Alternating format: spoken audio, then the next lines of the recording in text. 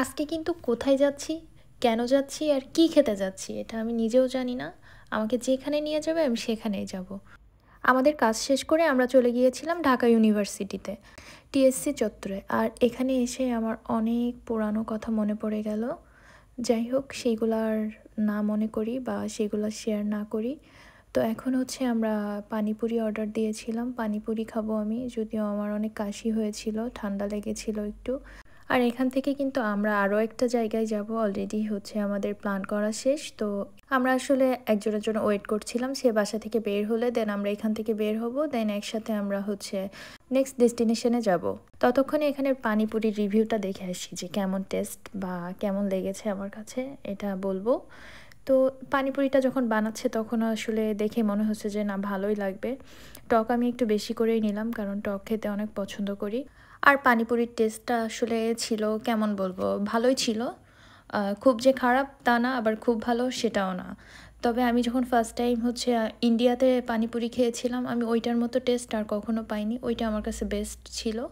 আর পানিপুরি খেয়ে তো ঝাল লেগেছে, টকের মধ্যে অনেক ঝাল ছিল, আর এখন তো এজন্য আইসক্রিম খেতে হবে। এটা একটা বাহানা বলতে পারেন। আইসক্রিম তো আমার খাওয়াই লাগবে।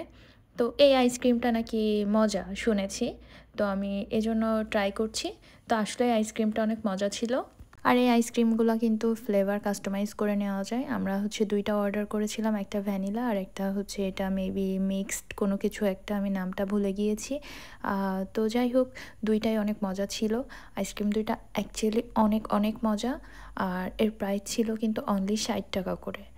আর আইসক্রিমটা এখন খুবই দ্রুত শেষ করতে হবে, কারণ আমরা অলরেডি ফোন পেয়ে গিয়েছি, আরেকজন রেডি হয়ে গিয়েছে, অলরেডি বেরও হয়েছে। তো আমাদের দ্রুত এখান থেকে বের হতে হবে, তা না হলে ঢাকায় তো কী পরিমাণ জ্যাম হয়, তো পৌঁছাইতে পারবো না। আমরা এখান থেকে যাব খিলগাঁও। তা খিলগাঁওতে যেতে তো বেশ টাইম লাগবে, আর রোডে তো যদি জ্যাম থাকে তাহলে তো কোনো কথাই নাই। তো যাই হোক, আমরা জ্যাম রেখে অনেক কষ্টের পরে এখানে পৌঁছালাম। প্রথমে আমার যে কাজ হচ্ছে মেনু চেক করা। তো আমি আগে এটা চেক করছিলাম যে কোনটার প্রাইস কত, তারপরে কি কি পাওয়া যায়, এগুলো আগে দেখছিলাম।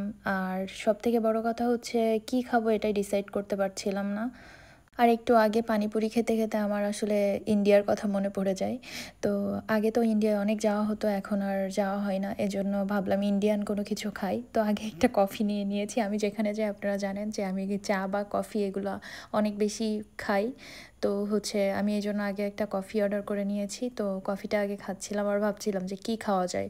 তো আমি ইন্ডিয়ান কোনো মেনুতে চলে গেলাম, আর তো অর্ডার দিয়েছি হচ্ছে দোসা। আরও সাথে আমরা তিনজন 3 রকম অর্ডার করেছিলাম, যার যেটা পছন্দ আর কি। তবে এখানকার প্রত্যেকটা খাবারই অনেক মজা ছিল, কফি থেকে শুরু করে সব কিছুই। আর প্রাইসও কিন্তু রিজনেবল ছিল। আই থিঙ্ক আমি আপন কফি হাউসে আবার যাব। আর আমি কিন্তু সবার খাবার একটু একটু করে টেস্ট করে দেখেছিলাম, কারণ আমার মনে হচ্ছিল দেখি কোনটা কেমন টেস্ট। তো এদের এই যে আলু পরোটাটা অনেক মজা ছিল, আমি ভাবছিলাম যে এটা মনে হয় ভালো হবে না খুব একটা। তো পরোটাটা অনেক মজা ছিল, আমি টেস্ট করেছি। আর প্রত্যেকটা খাবার তো অনেক মজা, আমি আগেও বলেছি। আর সত্যি বলতে ঢাকার মধ্যে রিজনেবল প্রাইসে ভালো মানের খাবার পাওয়া সো টাফ। এটা লোকেশন আমি আগেও একবার বলেছি, তো আমি আবারও ভালো করে বলে দিচ্ছি, খিলগাঁও তালতলা আপন কফি হাউস। তো গাইজ, আজকের মতো ভিডিওটা এখানেই শেষ করছি, দেখা হবে আবার নেক্সট ভিডিওতে। আশা করি সবাই অনেক অনেক ভালো থাকবেন। আল্লাহ হাফেজ।